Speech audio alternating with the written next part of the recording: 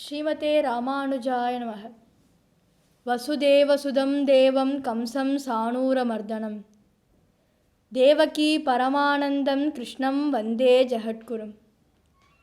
கஸ்தூரிதிலகம் லலாலபதே வக்ஷஸ்தலம் கௌஸ்துபம் நாசக்கிரே வரமம் தரே வேணுத்தரே கங்கணம் சர்வாங்கே ஹரிச்சந்திரம் சுரளிதகண்டே ச முக்தாவடிம் கோபஸ்திரீ பரவேஸ்திரீ விஜயதோ கோபால சூடாமணி. பகவான் அருளிச் செய்த தச அவதாரங்களில் பூர்ணாவதாரம்னு சொல்லக்கூடிய ராமாவதாரம் மற்றும் கிருஷ்ணாவதாரம் மிக முக்கியமானது. அதில் கிருஷ்ணாவதாரத்தை பற்றி தான் நம்ம பார்க்க போகிறோம். கிருஷ்ணாவதாரம்னு எடுத்துட்டாலே 3 பகுதிகள் உண்டு. உதாரணத்துக்கு கரும்புன்னு கொள்ளலாம். கரும்பின் மேற்பகுதியான தோகை போல் தேவர்களெல்லாம் ருக்மணி கல்யாணம், கீதா உபதேசம், மகாபாரதம். கரும்பின் கீழ்ப்பகுதியான வேர்போல் தேவர்களெல்லாம் பகவான் நோக்கி பிரார்த்திக்கிறா. கரும்பின் மேற்பகுதியான தோகைக்கும் கீழ்ப்பகுதியான வேருக்கும் இடையில் இருக்கக்கூடிய இனிமையான கரும்பு தான் ஸ்ரீ கிருஷ்ணலீலை. ஆழ்வார்கள் கரும்பின் மேற்பகுதியான தோகையை பற்றியும் பேசலை, கரும்பின் கீழ்ப்பகுதியான வேரை பற்றியும் கொண்டாடலை. இடையில் இருக்கக்கூடிய இனிமையான கரும்பு பற்றி தான் கொண்டாடுறா. அதனால தான் கரும்பினின் சாறு போல பருகினேற்கு இனியமாறேன்னு திருக்குறுந்தாண்டகம்ன்ற பாஷ்யத்தை திருமங்கையாழ்வார் சாதிக்கிறார். கண்ணன் எடுத்துட்டாலே மோகிக்கிறவன் தான் அர்த்தம். கண்ணனை பார்த்தா தோணுமாம் பிரேமைக்கு பிரேமன்னு தோணுமாம், குணத்துக்கு குணம்னு தோணுமாம், வேணுகானத்துக்கு வேணுகானம்னு தோணுமாம், நர்தனத்துக்கு நர்தனம்னு தோணுமாம், அழகுக்கு அழகுன்னு தோணுமாம், சாரித்திரத்துக்கு சாரித்திரம்னு கண்ணனை பார்த்தா தோணுமாம். அப்போ கண்ணன் கஷ்டப்பட்டாரா ராமர் கஷ்டப்பட்டாரான்னு எடுத்துட்டோம்னா பார்க்கறதுக்கு வேணா ராமர் கஷ்டப்பட்டான்னு தோணும். உண்மையாலே கண்ணன் தான் கஷ்டப்பட்டார். எப்படி? ராமர் அயோத்தியில் பிறந்தார், அயோத்தியில் வளர்ந்தார். ராமர் 11,000 வருடங்கள் வாழ்ந்தார். ஆனால் 10 மாத காலமே கஷ்டப்பட்டார். எப்படி கஷ்டப்பட்டார்? 14 வருடங்கள் வனவாசம் போனாரோ இல்லையோ அப்படின்னு கேட்கலாம். 14 வருடங்கள் வனவாசம் போனார். சீதையை பிரிந்து 10 மாத காலமே இருந்தார். அதனால் ராமர் 10 மாத காலமே கஷ்டப்பட்டார் அப்படின்னு கொள்ளலாம். ராமரின் பெற்றோர்கள்னு எடுத்துட்டோம்னா தசரதர் கௌசல்யை, வளர்த்தவாளும் தசரதர் கௌசல்யே. அப்போ ராமருக்கு கஷ்டமே இல்லை, 10 மாத காலமே ராமர் கஷ்டப்பட்டார்.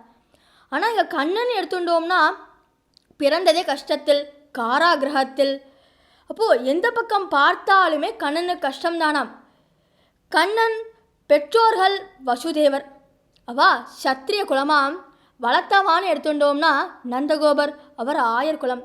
அதனால தான் ஆண்டாள் ஒருத்தி மகனாக பிறந்து ஒருவில் ஒருத்தி மகனாய் ஒளித்து வளர தருக்கிலனாகி தான் தீங்கு நினைத்த கருத்தை பிளவேற்ற கஞ்சன் வயிற்றில் நெருப்பெண்ணனின் நெடுமாலே உம்மை அரித்தித்து வந்தோம் பரிதருதியாகினில் திருத்தக்க செல்வமும் சேவகமும் யாம் பாடி வருத்தமும் தீர்ந்து மகிழ்ந்தேலோர் அம்பாவான்னு திருப்பாவைன்னு 30 பாஷத்தை ஆண்டாள் சாதிக்கிறார்.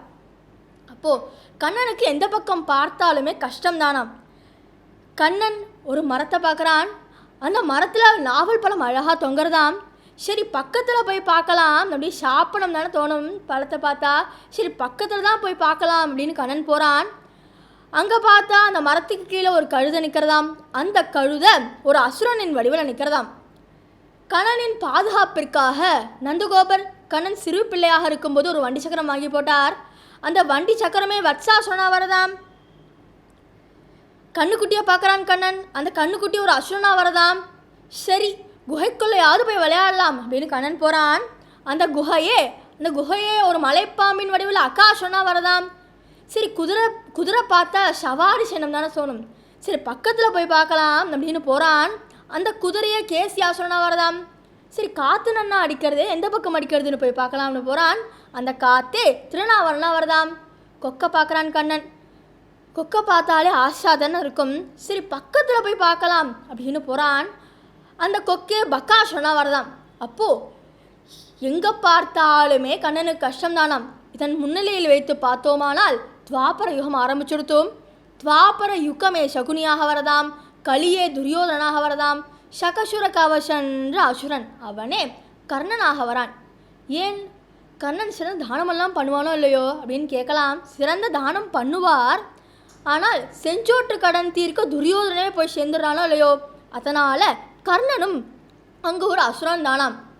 இப்போ பூமி பிராட்டி பசுவின் வடிவில் பிரம்மாவிடம் சொல்கிறா, என்ன சொல்கிறா, ஜனோ பூமி பாராமதிதாம்னு சொல்லலை, துர்ஜனோ பூமி பாராமதிதாம் என்று தான் சொல்கிறார். என்றால் துர்ஜனங்களுடைய பூமி பாரம் தாங்க முடியவில்லை என்று சொல்ல, உடனே சிறந்த வைஸ்தவரான சிவபெருமானை மலைச்சுண்டு, அங்கே இருக்கக்கூடிய பிரம்மாவை மலைச்சுண்டு, பல லட்சம் பல கோடி தேவர்களை மலைச்சுண்டு, பூமி பிராட்டி மலைச்சுண்டு பயோபாரதின்ற பார்க்கடலுக்கு பிரம்மா போகிறார். அப்போது பகவான் பிரம்மாவிடம் மட்டும் பேசுகிறான். ஏன் பிரம்மாவிடம் மட்டும் பேச வேண்டும்? ரகசியமெல்லாம் தேவரகசியமெல்லாம் ஒருவிடம் தானே சொல்ல வேண்டும். அதனால் பகவான் பிரம்மாவிடம் மட்டும் பேசுகிறான். என்ன பேசுகிறான்? நான் யாதவ குலத்தில் எது குலத்தில் அவதரிக்கப் போகிறேன் அப்படின்னு சொல்கிறான். ஏன் யாதவ குலத்தில் எது குலத்தில் அவதரிக்க வேண்டும்? எதுன்ற ராஜா இருந்தாராம். அவர் சிறந்த தானம் பண்ணுவாராம். எப்படிப்பட்ட தானம் பண்ணுவாராம்? இவர் ஒருத்தருக்கு கொடுத்துட்டா அவளே 10 பேர் கொடுத்துருவாளாம். அப்படிப்பட்ட தானம் பண்ணுவார். அதனால் பகவான் எது குலத்தில் யாதவ குலத்தில் கண்ணனாக பிறந்தான்.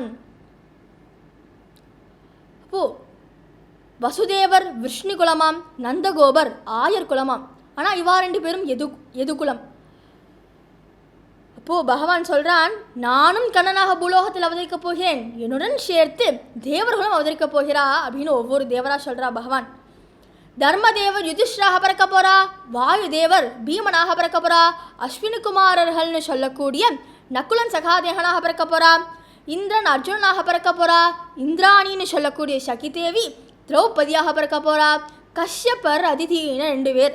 அவா 2 பேரும் தான் தேவகி வசுதேவர், துரோணன் துருவான்னு 2 பேர். அவா 2 பேரும் பிரம்மாவை நோக்கி கடும் தவம் பண்ணுறாளாம். ஸ்ரீயம்பதியான லக்ஷ்மிபதியான நாராயணனுக்கு பிள்ளையாக வர வேண்டும் தவம் பண்ண. உடனே பிரம்மாவும் வரம் கொடுத்துட்றா. அதனால தான் கண்ணன் வளர்ப்பு மகானாக யசோதைக்கும் நந்தகோபருக்கும் வரான். யமதர்மராஜா மாண்டவர் சாபத்தினால் விதுரராக அவதரிக்கிறா. பெண் குழந்தையே துர்கை, அனந்தாழ்வானே ஆதிசேஷன், ஸ்ரீதேவி தாயாரே ருக்மணி, பூதேவி தாயாரே சத்யபாமா, நீலாதேவி தாயாரே நப்பிண்ணை, வேதங்களும் தண்டகாரண ரிஷிகளும் கோபிகைகள் ஆயர்குல பெண்களாக அவதரிக்கிறா. கிருஷ்ணலீலா ஆரம்பிச்சுடுத்து.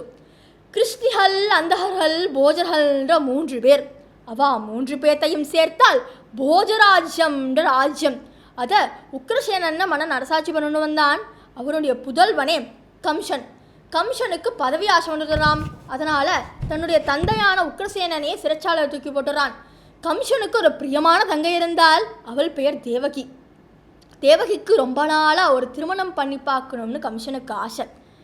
அப்போ வசுதேவருக்கும் தேவகிக்கும் திருமணம் நடக்கிறது. கம்சன் வீட்டு கல்யாணம்னா சாதாரணமாகவா இருக்கும்? பல லட்சம் பல கோடி தேவர்களும் வரா, பல லட்சம் பல கோடி ஜனங்களும் வராலாம். இந்திராதி தேவர்களும் வரா. தேவலோகத்தில் இல்லாத மலர்கள்லாம் வச்சிருக்கு, அலங்கரிக்கப்பட்டிருக்கு. மாட மாளிகைகளும் கூட கோபுரங்களும். ஸ்ரீ சமையலறை பக்கம் போய் பார்த்தோம் என்றால் பலவிதமான பக்ஷணங்கள் வச்சுருக்கு. லட்டு வச்சிருக்கு, புட்டு வச்சிருக்கு. அப்போது பலவிதமான பக்ஷணங்கள்லாம் வச்சுருக்காம். பார்த்தாலே சாப்பிடணும்னு தோன்றதாம். இப்போ உடனே கம்சன் தேவக திருமண வைபவம்லாம் கோலாகலமாக நடந்து முடிஞ்சு தேவகியை புகுந்த வீட்டுக்கு அழைச்சிட்டு போகிறா. உடனே கம்சனும் தேரோட்டிய வேண்டாம்னு சொல்லிட்டு போகிறான். தேரோட்டியாக போயின்னு இருக்க வழியில் ஒரு சந்தர்ப்பத்தில் ஹே அபசுக்கே ஹ என்ற அசுரரி என்றால் ஹே முட்டாளே அப்படின்னு கம்சனை பார்த்து அந்த அசுரரி சொல்கிறது. உடனே கம்சன் திரும்பி பார்க்குறான். திரும்பியும் அந்த அசுரரி ஒலிக்கிறது, ஹே அபசுக்கே ஹ என்று ஒலிக்கிறது. உடனே கம்சனுக்கு ஒரே கோபம், கடும் கோபம் வந்துவிட்டது. அந்த அசுரரி என்ன சொன்னதாம், தேவகிக்கும் வசுதேவருக்கும் பிறக்கக்கூடிய 8வது குழந்தையான ஆண் குழந்தை உமக்கு மிருத்யு. மிருத்யு என்றால் எதிரி அப்படின்னு சொல்லிட்டு அந்த அசுரரி மறைஞ்சிருது. உடனே கம்சனுக்கு கடும் கோபம் கொண்டவனாக கண்கள்லாம் சிவந்த கண்ணோட, இவள் இருந்தால் தானே குழந்தை பிறக்கும், இவளே கொன்று விடுகிறேன் அப்படின்னு வாழ உழுகிறான். இவளை சிரட்சேமம் பண்ணிடலாம் அப்படின்னு கம்சன் போகிறான். உடனே வசுதேவருக்கு என்ன சொல்லி தேவகியை காப்பாற்றுறதுன்னு தெரியலையாம். ரிக் யஜுர் சாம அதர்வாணி எந்த வேதத்தை சொல்லி தேவகியை காப்பாற்றுறதுன்னு தெரியலையாம். உடனே வசுதேவர் சொல்கிறா கம்சனிடம், கம்சா உமக்கு குழந்தை தானே வேணும், இப்போ இவளை விட்டு விட, குழந்தைய உம்மிடம் கொடுத்து விடுகிறேன் அப்படின்னு சொல்கிறா. உடனே கம்சனும் இதுவும் நல்ல யோசனையாகத்தானே இருக்கிறது அப்படின்னு சொல்லிட்டும் அங்கே இருக்கக்கூடிய காவலாளிகள் அழைக்கிறான் கம்சன். இவா ரெண்டு பேர்த்தையும் சிறைச்சாலையில் தூக்கி போடுன்னு சொல்கிறான். உடனே அவளும் சிறைச்சாலையில் தூக்கி போட்டுறா. தேவகிக்கு 6 குழந்தை பிறக்கிறதாம். அந்த 6 குழந்தையுமே இரக்கமற்றவனாக கொடூரமானவனாக அந்த 6 குழந்தையுமே சிவட்டில் அடித்து அடித்து கொள்கிறான். 7வது குழந்தை தேவகியுடைய கர்ப்பத்திலே கர்ப்பச்சிதைவாயிருது. பூர்ண பரமசோபனமான காலம் வந்துட்டுதாம். ஏன் வந்துட்டுதாம்? கண்ணன் பிறக்க போகிறானோ இல்லையோ 8வது குழந்தை. அப்போ ஆவணி மாதம் அர்த்தஜாமம் அஷ்டமி திதி ரோஹி நட்சத்திரம் முதல் கோகுலாஷ்டமி. ஒரு குஞ்சிருட்டான அறைக்குள் ஒரு சின்ன ஒளிவட்டம். அந்த சின்ன ஒளிவட்டத்திற்கு நடுவிலே சதுர்புஜத்தோடு குருவாயூரப்பன் காட்சி தருகிறான். மாதவ மாமவ தேவா மாதவ மாமவ தேவா யாதவ கிருஷ்ணா யதுகுல கிருஷ்ணா அப்படின்னு கண்ணன் அவதரிக்கிறான். போ சின்ன கண்ணனோ இல்லையோ போவன் நினச்சிக்கிறானாம், எல்லா குழந்தையும் பிறந்துட்டா என்னென்னலாம் வாங்கி கொடுக்குறா, நம்ம அம்மா ஏதாவது கஷ்டப்பட போகிறாளோ, நம்ம குழந்தைக்கு ஒரு ஊதலாவது ஒரு காத்தாடியாவது ஒரு கிருகிருப்பையாவது வாங்கி தர முடியலையேன்னு அம்மா கஷ்டப்பட போகிறாளோன்னு வைகுண்டத்திலிருந்தே சங்கு என்ற ஊதல் எடுத்துகிட்டு வந்துடுறானாம். வைகுண்டத்திலிருந்தே சக்கரம் என்ற காத்தாடி எடுத்துகிட்டு வந்துடுறானாம். வைகுண்டத்திலிருந்தே கதை என்ற கிளிகளை எடுத்துகிட்டு வந்துடுறானாம். அதனால் அற்புதம் பாலகம் அப்படின்னு சொல்கிறா. எல்லா பெற்றோர்களுக்குமே குழந்தை பிறந்துட்டா அஜ்ஞானம் பிறந்து விடுமாம். எப்படி பிறந்து விடுமாம்? அந்த குழந்தை சிரிச்சா அவாளும் சிரிப்பாளாம், அந்த குழந்தை அழுதா அவாளும் அழுவாளாம். ஆனால் இது யார் பிறந்துட்டா? கண்ணன் பிறந்துட்டானோ இல்லையோ, அதனால் இவாளுக்கு ஞானம் பிறந்துடுதாம். எப்படி ஞானம் பிறந்துடுதாம்? ஹே மாதவா, ஹே கோவிந்தா, ஹே கேசவா, ஹே வாமனா, ஹே வராகான்னு பகவானுடைய நாமத்தையே உச்சரிப்பதனால் இவாளுக்கு ஞானம் பிறந்துடுதாம். அதனால் அற்புதம் பாலகம் அப்படின்னு சொல்கிறா. கண்ணன் தன்னுடைய பிஞ்சு விரல கோகுலத்தை பார்த்து நீட்டுறான். தரிக்கலாம் கோகுலம் நய அப்படின்னு சொல்கிறான். என்றால் ஒரு கால் நீர் கம்சனை கண்டு பயந்தேரானால் எம்மை கோகுலத்தில் கொண்டு விடுங்கள் அப்படின்னு கண்ணன் சொன்ன உடனே மாயினால் தானே விலங்க விழுறதாம், தானே சிறை கதவு திறக்கிறதாம். வசுதேவர் கண்ணனை கூடல வச்சுட்டு போகிறார். யமுனை ஆறு வெள்ளம் பெருக்கெடுத்து ஓடுறது, மழை கொட்டோன்னு கொட்டுறது. அப்போ தானே அனந்தாழ்வானான ஆதிசேஷரும் கொடையாக வந்து நிற்கிறார். தானே யமுனை ஆறும் வழிபடுறதாம். அங்கே கோகுலத்துக்கு போயிட்டார் வசுதேவர். அங்கே நந்தகோபுடைய ஆற்றுல இருக்கக்கூடிய அந்த யசோத பக்கத்தில் இருக்கக்கூடிய அந்த பெண் குழந்தையை எடுத்துண்டு கண்ணனை பக்கத்தில் வச்சுன்னு வந்துடுறார் மதுராவுக்கு சிறைச்சாலையில். அந்த பெண் குழந்தை வந்ததுமே தானே மாயையினால் சிறை கதவு மூடுறது. அந்த பெண் குழந்தை ஒரு அலறதாம். உடனே அங்கே இருக்கக்கூடிய காவலாளிகள்லாம் நித்திரையிலேருந்து எழுந்துக்கிறா. அப்போது ஒரு காவலாளி போய் பார்க்குறான், 8வது குழந்தை பிறந்துட்டு போல இருக்கு. உடனே கம்சனம் சொல்ல வேண்டும் அப்படின்னு ஓட்டம் நடையுமா கம்சன் இருக்க இடத்துக்கு போகிறான். கம்சன் தூங்கின்னு இருக்கான். கம்சனை பார்த்து கேட்குறான், மன்னா 8வது குழந்தை பிறந்துட்டது அப்படின்னு சொல்கிறான். உடனே இவாளுக்கெல்லாம் கம்சனுக்கு ஒரு ஆச்சரியமாம். வேகமாக வரான். தலைவிரி கோலமாக அப்படி பார்த்தா சிவந்த கண்ணோட பார்க்கறதுக்கு பயங்கரமானவனாக வரான். ஏன் வேகமாக வர வேண்டும்? ஏன்னா அசுரரிய வாக்களித்த குழந்தையோ இல்லையோ ஏதாவது மாயஜாலம் பண்ணிவிட்டா, அதனால் வேகமாக வரான் கம்சன் சிறைச்சாலைக்கு. எப்பொழுதும் போல் அந்த பெண் குழந்தை எடுத்து சிவட்டில் அடிச்சிடலாம்னு போகிறான். உடனே அந்த பெண் குழந்தை ஒரு உதச்சு ஆகாச மார்க்கமாக பிரவேசிக்கிறது. 8 புஜங்களோட வில் சூலம் கத்தி கேப்பம் கதை சங்கு சக்கரம் சொல்லக்கூடிய 8 ஆயுதங்களோட யோகமாயை பிரவேசிக்கிறா. கம்சா சும்மா அப்படி சாதமிஷம் பண்ணிட்டு இருக்காத. தேவகிக்கும் வசுதேவருக்கும் பிறக்கக்கூடிய 8வது குழந்தையான ஆண் குழந்தை ஓரிடத்தில் பிறந்து ஒருத்தி மகனாக வளர்ந்து கொண்டிருக்கிறான் அப்படின்னு சொல்லிட்டு அந்த அசுரி அதாவது யோகமாயை வரைஞ்சுடுறா. உடனே கம்சன் தன்னு 2 கையை தலையில் கையை வச்சுன்னு உட்காந்துட்டானாம். கம்சன் தான் என்னவோ இங்கே 2 தலையில் கையை வச்சுட்டு உட்காந்துட்டான். ஆனால் அங்கே யார் பிறந்துட்டா? கண்ணன் பிறந்துட்டானோ இல்லையோ, அதனால் அங்கே இருக்கக்கூடிய கோபியர்களுக்கெல்லாம் ஒரே கொண்டாட்டமாம். அப்போ சொல்கிறா ஒரு கோபிக்க, என்ன ஆச்சரியமாக இருக்குது பார்த்தேலா, யசோதைக்கும் நந்தகோபருக்கும் பிறந்த அந்த குழந்தை எவ்வளோ ஆச்சரியமாக இருக்குது பார்த்தேலா. நல்லா சுருட்டையான கேசம், தாமரை இதழ்கள் ஒத்த கண்கள், எடுப்பான மூக்கு, கோவை பழம் போல உதடு, இப்படி முழுச்சந்திர பௌர்ணமி நிலவை போல முகம், 1000 சூரியனை போல் தேஜஸ் மிகுந்தவனாக ஷாமல வண்ணமேனியா, எவ்வளோ ஆச்சரியமாக இருக்குது பார்த்தேலா அப்படின்னு ஒரு கோபிக்கை இன்னொரு கோபிக்கிட்ட பேசிக்கிறா. கண்ணன் தவழும் போதும் விஷமம் பண்ணுவானாம், தளிர் நட நடக்கும் போதும் விஷமம் பண்ணுவானாம், வெண்ண திருடும் போதும் விஷமம் பண்ணுவானாம். அப்போது ஒரு சந்தர்ப்பத்தில் பலராமனா சொல்கிறா, அம்மா கண்ணன் வெண்ண திருட்டாமா, மனு தின்னுட்டான் அப்படின்னு சொல்கிறா.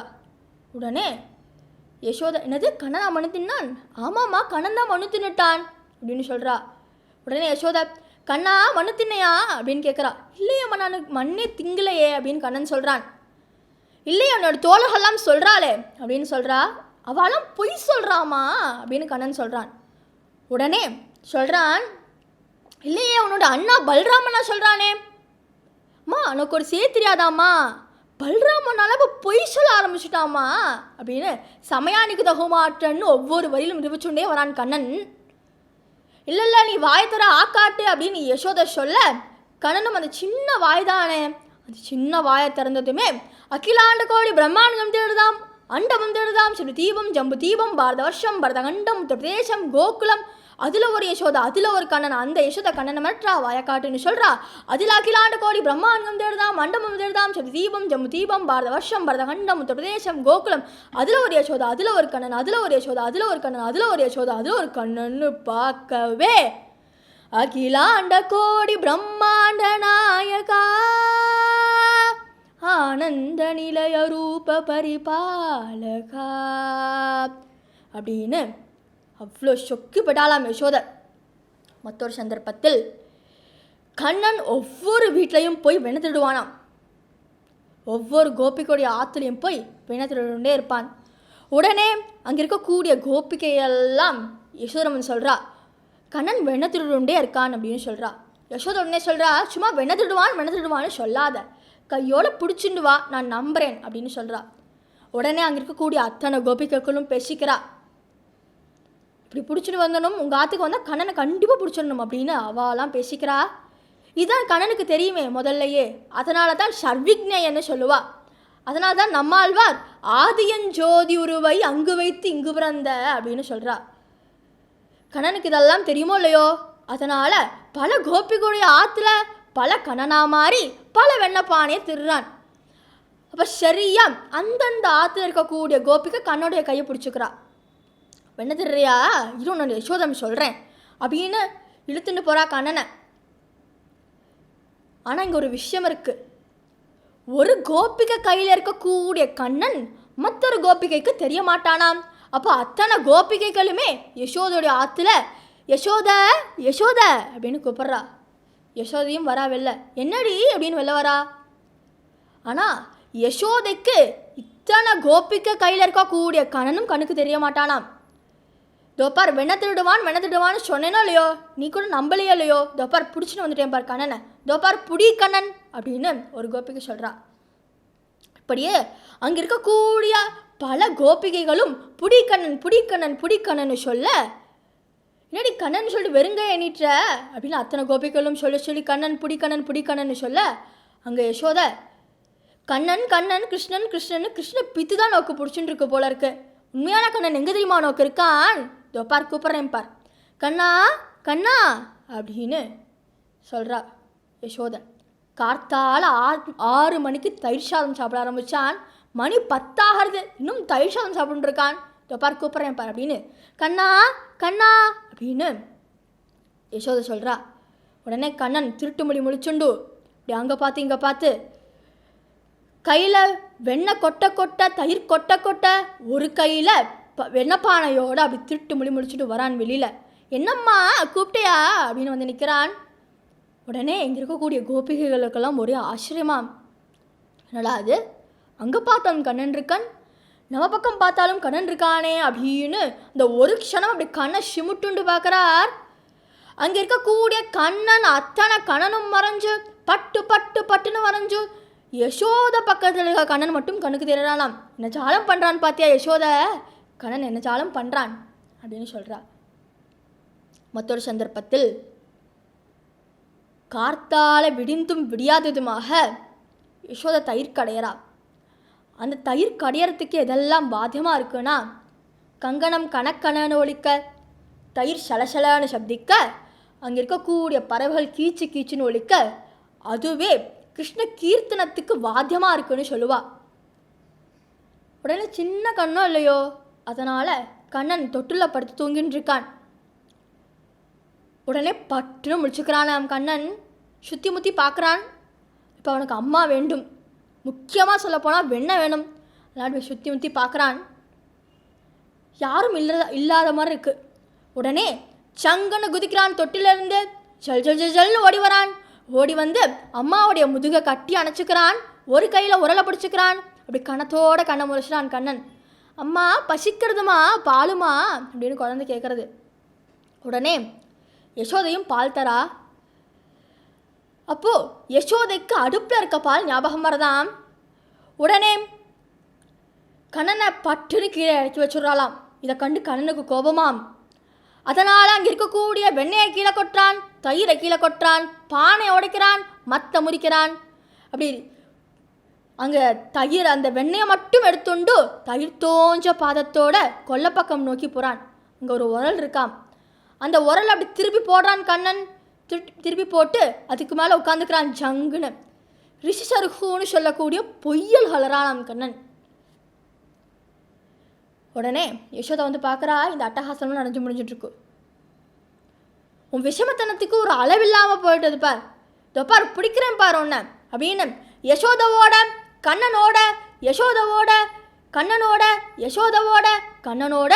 இதை பார்த்து ஆழ்வார் சொல்கிறா, யசோதை அந்த கண்ணன் உம்மால் பிடிச்சிட முடியுமா? பிரளய காலத்திலே உலகுண்ட பெருவாயன் உலகத்தை படைத்த போது ஒரு ஆளிலே கொண்டவன் அந்த பிரபுவை, அந்த வஸ்துவை உம்மால பிடிச்சிட முடியுமா யசோத? 3 கண்ணு உள்ள சிவபெருமானாலே பிடிக்க முடியாத அந்த வஸ்துவை, 4 தலைவருடைய பிரம்மாவாலே பிடிக்க முடியாத அந்த வஸ்துவை உம்மால பிடிச்சிட முடியுமா யசோத அப்படின்னு ஆழ்வார்கள் பேசிக்கிறார். எப்பயுமே என்னால் முடியும், நான் செய்தேன், என்னால் தான் முடியும் அப்படின்னு அகம்பாவத்தோக இருந்தால் பகவான் காட்சி தர மாட்டானாம். என்னால் முடியலே கண்ணா அப்படின்னு சரணாகதி அடைஞ்சா பகவான் உடனே காட்சி தருவான். இதை தான் சரணாகதி தத்துவமும் சொல்கிறது. உடனே யசோத தலையில் இருக்க புஷ்பங்கள்லாம் உதிரி, கேசமெல்லாம் அவிழ்ந்து வேர்த்து விறுவிறுத்து உட்கார்றா. முடியலே கண்ணா அப்படின்னு உட்கார்றா. உடனே கண்ணனும் வரான். தோப்பார் புடியுமா, கட்டுமா, உரல்ல கட்டுமா, புடியுமா அப்படின்னு வந்து நிற்கிறான் நயானி பண்ணு. உடனே யசோதையும் அங்கே இருக்கக்கூடிய உரலில் இருக்கக்கூடிய கைத்தை எடுத்து கண்ணனை கட்டுறா. அதோ பார் உன் விஷமத்தனத்துக்கு ஒரு அளவில்லாமல் போயிடுப்பார், இந்த கட்டுறேன் பார் உரலை ஒன்று அப்படின்னு அந்த கைத்தை எடுத்து கண்ணனை கட்டுறா. உடனே கண்ணனும் அந்த கைத்தை கட்டும் பொழுது துவங்குல் யுவபுத்வா அப்படின்னு சொல்லக்கூடிய 2 விரல் அங்குலம் குறையறதாம். சரி அப்படின்னு சொல்லிட்டு அங்கே இருக்கக்கூடிய அத்தனை கைத்தையும் பின்னி பிணைந்து ஒரு கட்டுறா கண்ணனை. அதுலேயும் துவங்குல் யுவபுத்வா கோகுலத்தில் இருக்கக்கூடிய அத்தனை கைத்தையும் எடுத்து கட்டுறா. அதுலேயும் துவங்குல் யுவபுத்வா. ஒரே ஆச்சரியமாம். கண்ணன் எப்பொழுதுமே பக்தின்ற கைத்துக்கு மட்டும்தான் கட்டுப்படுவான். அதனால தான் கனினுன் சிறுத்தாம்பினால் கட்டுண்ண பண்ணிய பெருமாயன்னு கனின் சிறுத்தாம்புன்ற பாசனத்தில் மதுரவியாழ்வார் சாதிக்கிறார். உடனே கண்ணன் வைத்தை மெக்கிக்கிறான், கைத்தையும் எடுத்து கொடுக்குறான். டப்பார் கட்டும்மா அப்படின்னு கைத்தை எடுத்து கொடுக்குறான் கண்ணன். உடனே யசோதையும் கட்டா கண்ணனை உரல்ல. இதெல்லாம் பார்த்துமே அங்கே இருக்கக்கூடிய தேவர்களுக்கெல்லாம் ஒரே ஆச்சரியமாம். உபனிஷத்தினுடைய உச்சியில் இருக்கக்கூடிய அந்த கண்ணனுக்கு ஒரு ஆட்சியின் கட்டுக்கு கட்டுப்பட்டுட்டாலே அப்படின்னு அங்கே இருக்கக்கூடிய இந்திராதி தேவர்களுக்கும் பிரம்மாவுக்கும் ஒரே ஆச்சரியமாம். உடனே யசோதா மற்ற வேலையை பார்க்க போயிடா. கண்ணன் அந்த உரலை எங்கேயோ உருட்டிண்டு போகிறான், கிளம்பிட்டான் கண்ணன். கண்ணனுடைய சுண்டு விரல் அசைவுக்கு கூட ஒரு அர்த்தம் இருக்குமாம். அங்கே பார்த்தா கவ்வையா 2 மருதமரம் நிற்கிறதாம். அந்த 2 மருதமரமும் பேசிக்கிறதாம். தோப்பார் பக்கத்தில் வந்துட்டா பார் கண்ணன், வந்துடுவானா, பக்கத்தில் வந்துடுவானா, நமக்கு காட்சி தருவானா, அருள் செய்வானா அப்படின்னு அங்கே இருக்கக்கூடிய 2 மருதமரமும் பேசிக்கிறதாம். உடனே கண்ணன் அந்த 2 மருதமரத்துக்கு இடையிலே பிரவேசிக்கிறான். உடனே அந்த 2 மருத மரம் முறிஞ்சு அப்படியே மேல் சிலிக்கிறதாம் அந்த 2 மருத மரத்துக்கும். அதிலிருந்து நலக்குபேரன் மணிக்ரீவன்ற குபேரனுடைய பிள்ளைகளானவரா அவா 2 பேரும். அவா 2 பேரும் நாரதருடைய சாபத்தினால் மரமாக வந்து நிற்பா. அவ சொல்கிறா, கண்ணா, கண்ணுன்னு ஒன்று இருந்தா உன்னை பார்க்கணும் கண்ணா, காதுன்னு ஒன்று இருந்தா உன்னுடைய வேணுகானத்தை கேட்கணும் கண்ணா, உன்னுடைய கீர்த்தனத்தை கேட்கணும் கண்ணா, மனசுன்னு ஒன்று இருந்தா உன்னை நினைக்கணும் கண்ணா. இந்த மனசு உன்னை நினைக்காம மற்றொரு பொருள் மேலே ஆசைப்பட்டதனால் நாங்கள் சாபத்திற்கு உள்ளானோம். அதனால் நீள்தான் எம்மை ரட்சிக்க வேண்டும் அப்படின்னு சொல்கிறா. அதேபோல் கண்ணனும் ரட்சிக்கிறான், அருள் புரிகிறான். உடனே சாபத்திலிருந்தே விமோசனம் பண்ணானோ இல்லையோ கண்ணன், இந்த கயிற்றை அவுத்துட்டு போகலாமோ இல்லையோ, இவாலாம் கயிற்றை அவுத்துட்டு போகலாமோ இல்லையோ, நான் ஏன் அவுத்து விடவில்லை? சாபத்திலிருந்தே விமோசனம் பண்ண கண்ணனுக்கு இந்த கயிற்றை அவிழ்க்கிறதா பெரிய விஷயம். கட்டுறதுக்கு யாருக்கு உரிமை கொடுத்துருப்பாளோ கட்டை அவிழ்க்கிறதுக்கும் உரிமை கொடுத்துருப்பா அப்படின்னு சொல்லிட்டு இவா 2 பேரும் ஆகாசத்தில் பிரவேசிக்கிறா. உடனே ஓடி வந்து நந்தகோபர் கண்ணனை தூக்கிக்கிறா. தாமம் என்றால் கயிறு, உதரம் என்றால் வயிறு. அந்த கயிற்றினால் வயிற்றில் ஒரு தழும்பு ஏற்பட்டதாம். அதனால தான் இந்த லீலைக்கு தாமோதர லீலை அப்படின்னு பெயர். இதை ஸ்ரீரங்கத்தோடு தொடர்புபடுத்தி பார்த்தோம் என்றால் திருமஞ்சன காலத்திலே நம்பெருமானுக்கு திருமஞ்சனம் நடந்துட்டுருக்கும். அப்போது நம்பில்லைன்ற ஒரு ஆச்சாரிய சுவாமி இருந்தார். அவர் தெரிய விளக்கி எட்டி பார்க்குறார். அப்போ அங்கே இருக்கக்கூடிய சுவாமிகள்லாம், என்ன போய் இப்படி தெரிய விளக்கி எட்டி பார்க்குறேளே அப்படின்னு சொல்கிறா. அது ஒன்றும் இல்லை போய், துவாபர யுகத்திலே யசோத கண்ணனை கட்டி போட்டாலோ இல்லையோ, அப்போ கண்ணனுடைய வயிற்றில் ஒரு தழும்பு ஏற்பட்டதோ இல்லையோ, அந்த தழும்பு இப்போ இருக்கிறதான்னு பார்க்குறேன், வேற ஒன்றும் இல்லையோ அப்படின்னு சொல்கிறா. அப்போது மற்றொரு சந்தர்ப்பத்தில் மாடுகள் பசுக்கள் எல்லாம் அங்கே இருக்கக்கூடிய யமுனை ஆற்றின் கரையில் தண்ணீர் குடிச்சுட்டுருக்கும், இளைப்பாருன்றிருக்கும். அப்போது விஷம் தலைக்கு ஏறி அந்த பசுக்கள் எல்லாம் மயங்கிறது. அப்பொழுது அங்கே இருக்கக்கூடிய மரங்கள் எல்லாம், யமுனை ஆற்றின் கரையில் இருக்கக்கூடிய மரங்கள் எல்லாம் உதிரி கீழே விழுகிறது. அப்போது கிருஷ்ணனை பார்க்குறான். கிருஷ்ணன் இதுக்கெல்லாம் என்ன காரணம் அப்படின்னு யோசிக்கிறான் கிருஷ்ணன். அப்போ அவனுக்கு தெரிஞ்சிருத்தோ அந்த யமுனை ஆற்றில் ஒரு விஷசர்பம் வசித்து வருகிறது அப்படின்னு கண்ணனுக்கு தெரிஞ்சிருத்து. உடனே தன்னுடைய தோழகெல்லாம் அழைச்சிட்டு வரான் கண்ணன். வந்து கதம்ப விரக்ஷத்துக்கு மேலே சரசரசரான்னு ஏறுறான். அங்கே இருக்கக்கூடிய யமுனை ஆற்றில் ஜங்குன்னு குதிக்கிறான். நீந்தி நீந்தி நீந்தி எங்கேயோ தாளம் புதருக்கு இடையிலே இருக்கக்கூடிய காளிங்கனை பார்க்குறான் கண்ணன். காளிங்கன் புஷ்ஷுன்னு தலையை சீறான் கண்ணன் மீது. உடனே காளிங்கன் கண்ணன் அப்படியே தன்னுடைய வாளால் கட்டிக்கிறான். உடனே கண்ணனும் இப்படி தப்பித்து அப்படி தப்பித்து எப்படியாவது காளிங்கனுடைய தலை மேலே ஏறுறான். திருப்பியும் எப்படியாவது கண்ணனை வாழை அட்டி யமுனை ஆற்றில் தள்ளிவிடலாம் அப்படின்னு காளிங்கன் சொல்கிறான். காளிங்கன் நினைக்கிறான். அப்போது அந்த வாளை எடுத்துட்டு போய் கண்ணன் மேலே போடுறான். என்னிடமே வாளாட்டுறியா அப்படின்னு கண்ணன் நினச்சிக்கிறான். உடனே காளிங்கனுடைய வாளை பிடிச்சிக்கிறான். காளிங்கனுடைய தலைமையில கண்ணன் நர்த்தனம் ஆடுறானாம். காளிங்கனுடைய தலைமையில கண்ணன் நர்த்தனம் ஆட காளிங்கனுக்கும் தலைகணம் குறையறதாம். அப்போது காளிங்கனுடைய பத்தினிமார்கள்லாம் கண்ணனிடம் மன்னிப்பு கேட்குறா. காளிங்கனும் தன்னுடைய தவறை உணர்ந்து மன்னிப்பு கேட்குறான். உடனே கண்ணன் சொல்கிறான், நீ விஷசர்பம் மக்கள் வாழும் இடத்தில் நீ இருக்கக்கூடாது. உடனே உன்னுடைய சொந்த ஊரான ரமண தீபத்திற்கே போ அப்படின்னு சொல்ல, உடனே காளிங்கனும் தன்னுடைய பத்தினிமார்களெல்லாம் அழைச்சுண்டு ரமண தீபத்திற்கு போயிடுறான். கண்ணனுடைய திருவடி காளிங்கனுடைய தலைமீது படப்பட தலைகணம் குறைஞ்சதோ இல்லையோ, அதுபோல கண்ணனுடைய திருவடி யமுனை ஆற்றில் படப்பட அங்கே இருக்கக்கூடிய விஷமும் தனியர்தான். உடனே அங்கே இருக்கக்கூடிய தாமரை மலர்கள் பூக்கள் எல்லாம் அப்படி பூத்து குலுங்கிறதாம். அங்கே இருக்கக்கூடிய மீன்களெல்லாம் துள்ளி குதித்து விளையாடுறதாம். அங்கே இருக்கக்கூடிய யமுனை ஆற்றின் கரையில் இருக்கக்கூடிய மரங்கள் எல்லாம் அப்படி சந்தோஷத்தில் பூத்து குலுங்கிறது. அங்கே இருக்கக்கூடிய கோபிகைகள், பசுக்கள், ஆயர்கள் எல்லாம் கண்ணனை பார்த்து கொண்டாடுறா. அவளோடு சேர்த்து நாமும் கண்ணனை கொண்டாட வேண்டும். கிருஷ்ண கிருஷ்ணா முகுந்தா ஜனார்த்தனா, கிருஷ்ண கிருஷ்ணா முகுந்தா ஜனார்த்தனா, கிருஷ்ண கோவிந்த நாராயணா ஹரே, கிருஷ்ண கோவிந்த நாராயணா ஹரே. கோடி செல்வங்கள் சேர்க்கின்ற மானிடா, கோடி செல்வங்கள் சேர்க்கின்ற மானிடா, கோடி நாமங்கள் சொல்வாய மானிடா, கோடி நாமங்கள் சொல்வாய மானிடா. உலக மாயை இருள் நீங்க வேண்டுமே, உலக மாயை இருள் நீங்க வேண்டுமே, உந்தன் அருள் வேண்டி நிற்கின்றோம் நாங்களே, உந்தன் அருள் வேண்டி நிற்கின்றோம் நாங்களே. கிருஷ்ண கிருஷ்ணா முகுந்தா ஜனார்த்தனா, கிருஷ்ண கிருஷ்ணா முகுந்தா ஜனார்த்தனா, கிருஷ்ண கோவிந்த நாராயணா ஹரே, கிருஷ்ண கோவிந்த நாராயணா ஹரே, நாராயணா ஹரே. கோபிகா ஜீவனஸ்மரணம் கோவிந்தா கோவிந்தா. பிருந்தாவன விஹாரி லால் கி ஜெய்.